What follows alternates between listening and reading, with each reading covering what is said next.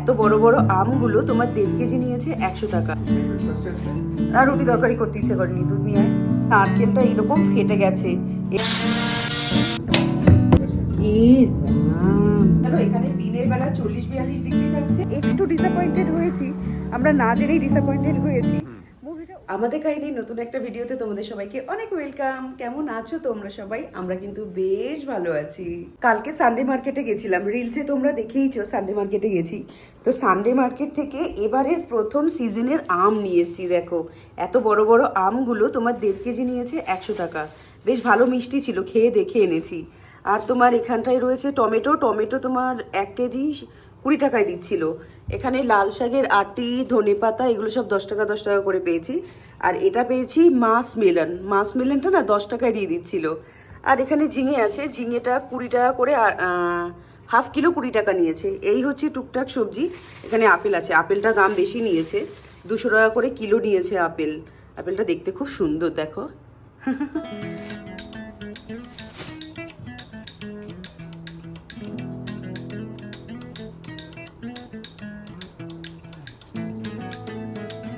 এবারে সবজিগুলো না মনের মতন হয়নি। বাঙালি মাসিরা যেটা বসে সে উঠে গেছিল। আর যে ফ্রেশ সবজি দিনের বেলা গেলে যেটা পাওয়া যায় সেই ব্যাপারটা ছিল না, হবেও না স্বাভাবিক। সেই 7 সকাল থেকে দোকান খোলে, আর এই রাত্রেবেলা গেছি তো সেই ফ্রেশ ব্যাপারটা ছিল না। কিন্তু তবুও একবার রাতে মানে গিয়ে দেখলাম যে কি ব্যাপারটা হয়। কোনোদিনও এত রাতে আমরা যাইনি, ফার্স্ট টাইমই গেলাম। ঠিক আছে সবজি সস্তায় দিচ্ছে ঠিক আছে, কিন্তু ফ্রেশনেসটা নেই। আর নিজের ইচ্ছে মতো সবজি পাওয়া যাবে না। অনেক কিছুই তো আমরা আনি, পুরো সপ্তাহের বাজারটা করি সানডে মার্কেট থেকে, কিন্তু সেই জিনিসটা আর হয়নি রাত্রেবেলা। সস্তায় আছে ঠিক আছে, কিন্তু সস্তায় দিলেই তো হলো না, জিনিস পছন্দও হতে হবে। শোন না, দৌড়ে গিয়ে একটা দুধ এনে দে না, আজকে সকালবেলা দুধ ফ্লাক্স খাবো। আর রুটি তরকারি করতে ইচ্ছে করেনি, দুধ নিয়ে আয়। আর দুধ আনতে যাবি যখন ফুল নিয়ে আসিস ঠাকুরের জন্য 10 টাকার। আজকে আম দেবো ঠাকুরকে প্রথম সিজনের। হ্যাঁ মোদক বানাবো। আরে সেই যে নারকেলটা এনেছিস, এই দেখো তোমাদের দেখাই, নারকেলটা এনেছে, নারকেলটা এরকম ফেটে গেছে। এটা এসি ঘরের মধ্যে ছিল, যখন বের করেছে তখন এরকম ফেটে গেছে। জল তো আছে এখনো। তুই এক কাজ কর, ফুল আন, ফুল এনে নারকেলটা ফাটিয়ে দে, যদি ভালো থাকে তাহলে মোদক বানাবো। এটা মনে হবে ভালো আছে, কারণ তেল জলের গন্ধ মানে জলটা আছে। জলের গন্ধ পেয়েছো? জলের গন্ধ কিরকম হয় গো? জলের গন্ধ কিরকম হয়? যা এনে দে। হ্যাঁ হাফ লিটারই নিয়ে আয়, দুজনে রয়ে যাবে হাফ লিটারে। There was once a day that I would pray for you. I'd go and misbehave just so you'd notice too. Sneaking looks up and down from across the room. Damn, what a hell of a view. I feel good, you look great. I like you, I can't wait. A first time, a first date. You're so fine. আজকে দুপুরবেলার রান্নাতে পাবদা মাছের তেল ঝাল বানাচ্ছি। পাবদা মাছগুলো ভালো করে ধুয়ে নিয়ে এর মধ্যে লবণ হলুদ মাখিয়ে মাছগুলোকে ভেজে নেব। আর এরই পাশাপাশি একটা মশলা তৈরি করব। খুব সহজ একটা মশলা। এর জন্য মিক্সিতে আদা, কাঁচা লঙ্কা, টমেটো আর জিরে গুঁড়ো দিয়ে অল্প জল দিয়ে মশলাটা পেস্ট বানিয়ে নেব।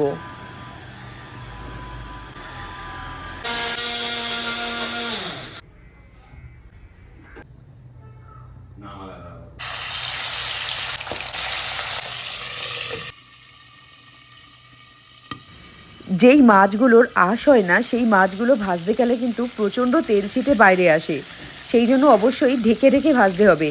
আর ঢাকার সময় একটু খোলা রেখে দিতে হবে, নালে মাছ ভাজার জায়গায় সিদ্ধ হয়ে যেতে পারে। আর এদিকে দেখো মাছ উল্টাতে গিয়ে কি অবস্থা হলো মাছটার।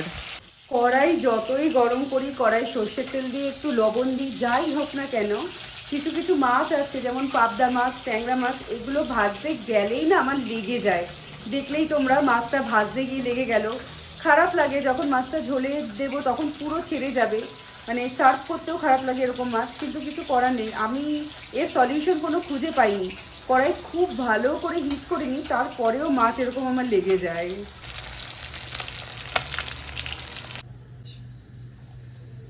মাছ ভেজে যে তেলটা রয়েছে তাতেই কালো জিরে ফোড়ন দিচ্ছি, দিয়ে দেবো বেটে নেওয়া মশলাটা, আর একটু জল দিয়ে দিচ্ছি মিক্সি ধুয়ে, দেবো পরিমাণ মতন লবণ আর হলুদ গুঁড়ো। এবার এই মশলাটা খুব ভালো করে কষিয়ে নিতে হবে।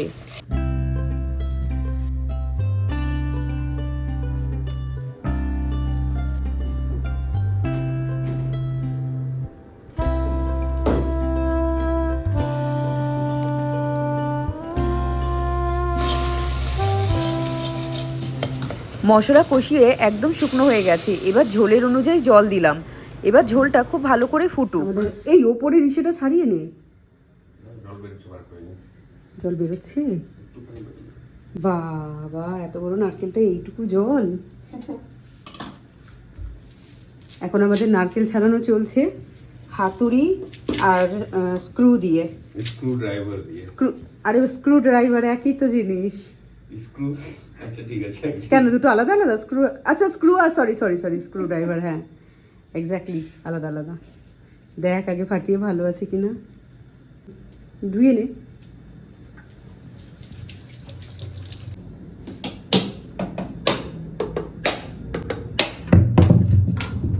এ বাবা খারাপ হয়ে গেছে।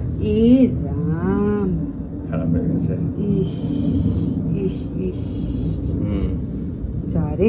অবশ্য এই সাইডটা ভালো আছে, চাইলে ওইভাবে বের করতে পারবো না তো, ঠাকুরকে পচা নারকেল দেবো না, নাকি? ছেড়ে দে তাহলে। যা রে যা পর্ব শেষ না, যা। তাহলে এই ছেড়ে। হ্যাঁ, ভেবেছিলাম ঠাকুরকে একটু মোদক দেবো, নারকেলটা পুরো খারাপ হয়ে গেছে। নারকেলটা এনেছে আর 4-5 দিন হয়।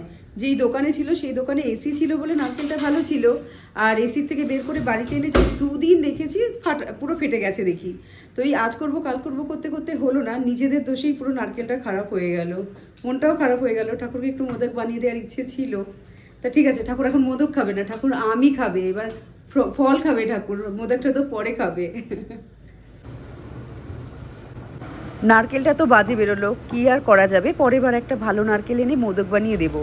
আর এদিকে আমার ঝোল ফুটে গেছে, মাছটা দিয়ে একটুখানি নেড়ে নিচ্ছি। এবার ধনেপাতা কুচি দিয়ে গ্যাস বন্ধ করে দেব। তৈরি হয়ে গেল পাবদা মাছের তেল ঝাল। চলে এসছে, তেল এসছে না? ইয়েস, আটা এসছে? অর্ডার করতে ভুলে গেছিলাম। এ বাবা, তুই আটাটা এখনো অর্ডার দিস নি? এখনই দিয়ে দেবো, এখনই। আচ্ছা আচ্ছা আচ্ছা, দিয়ে দে। কালকে কি যেন মাথার থেকে আসলো, মাথাতেই নেমে গেল। যা এখনই দিয়ে দে, নাহলে পরে ভুলে যাবি। এই যে আমাদের এটা হচ্ছে দোকানের তেল, মানে আমরা যে ইউজ করি দোকানে, সেটা আমরা ডালডার তেলটা ইউজ করি আর সানফ্লাওয়ার অয়েল ইউজ করি। আমরা কি বলতো উল্টোপাল্টা তেল ইউজ করি না, আমাদের জিনিসের দাম বেশি।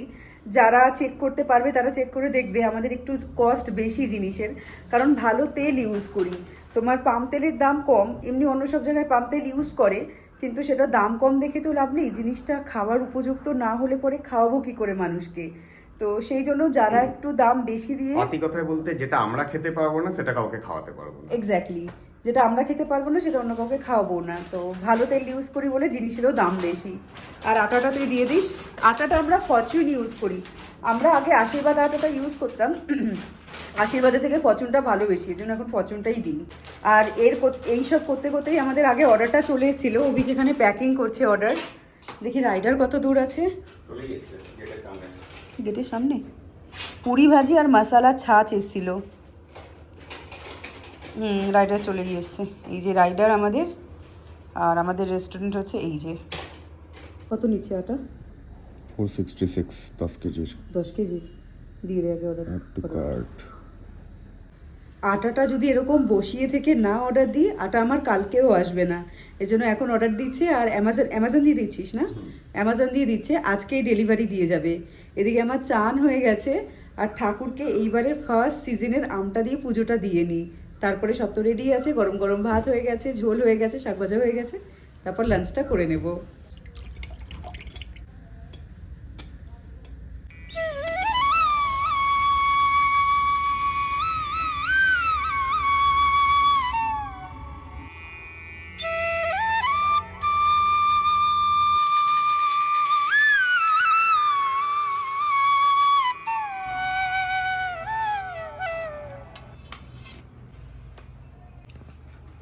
এই যে আমাদের লাঞ্চ থালি আজকে তৈরি হয়ে গেছে। ভাত আছে, লাল শাক ভাজা, আর পাতলা করে পাবদা মাছের ঝোল।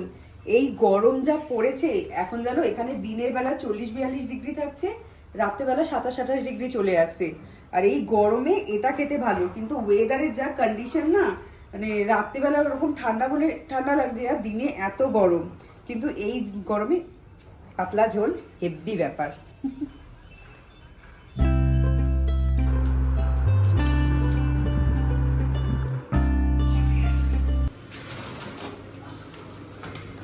চলে এসছে আটা, দুপুরবেলা অর্ডার দিল আর সন্ধ্যের মধ্যে চলে আসলো।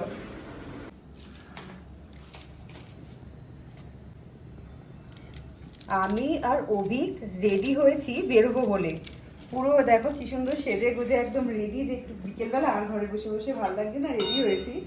এর মধ্যে চলে এসছে আমাদের ম্যাগির অর্ডার। অনেকদিন পরই আসলো ম্যাগির অর্ডার, ভেজিটেবল ম্যাগি এসছে। তো ম্যাগিটা দিয়ে নিই, তারপর যদি অর্ডার এরকম না আসে এখন, তাহলে আমরা বেরোবো আবার। মানে বাড়িতে বসে বসে বোর হয়ে যাচ্ছি, আর একটু বাইরে বেশ ভালো হাওয়া চলছে, সেই হাওয়ার জন্য একটু বেরোবো। আর এই যে অর্ডারটা এসছে এখানে, কোথায় জুম সি হয়ে যায়, হ্যাঁ একটা অর্ডার, এটা অ্যারাইভিং চলছে আর এসে গেছে, আর এটা ম্যাগির অর্ডার, এই যে রাইডার এসছে। ও ফাইনালি বেরোনোর সুযোগ পেলাম, এখন অর্ডারটা নেই আর এই সোসাইটিতেই হাঁটবো। এত ভালো হাওয়া এখানে না, খুব সুন্দর হাওয়া দিচ্ছে। আর হ্যাঁ, পিছনে যে প্যান্ডেলটা আগের দিন দেখাচ্ছিলাম, এই প্যান্ডেলটা বিয়ের ছিল, কালকে বিয়ে হয়েছে, ছেলের বিয়ে ছিল এখানে। বেশ ভালো ধুমধাম করে বিয়ে হয়েছে, তোমার বাজনা ফাজনা এসেছিলো, বাজছিল, দারুণ লাগছিল দেখতে। আর দুপুরবেলা বসে বসে একটা মুভি দেখলাম, মুভির নাম হচ্ছে ছাবা।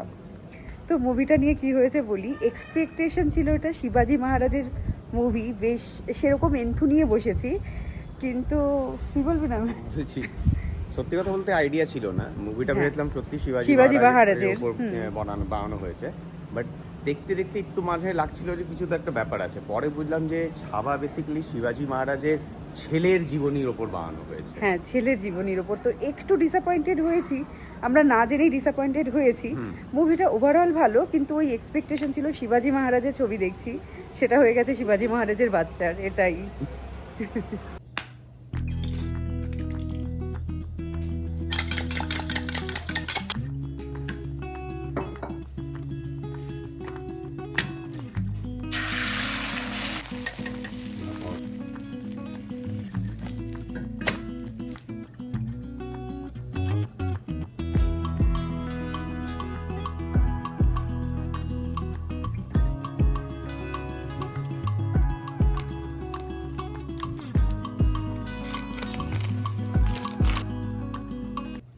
এগরোলটা খুব ভালো খেলাম। এগরোলের মধ্যে না একটু আলুর তরকারি হলে খেতে ভালো লাগে, কিন্তু আলুর তরকারি আর বানাতে ইচ্ছে করেনি। চিকেন রোল বা মাটন রোলে তো সেই চিকেন মাটনটা থাকে, সেটা আলাদা ব্যাপার, কিন্তু এমনি এগরোলে ওই একটু কাটা কাটা আলু তরকারি হলে খুব স্বাদ হয়। আর কি করা যাবে, যেরকম বানিয়েছি সেটাই টেস্ট ছিল খুব। আর এই ভিডিওটা এখানেই শেষ করি। ভিডিও ভালো লাগলে লাইক করো, ভিডিওটাকে শেয়ার করো, চ্যানেলটাকে সাবস্ক্রাইব করো। এবার আসি, গুড নাইট আর টাটা।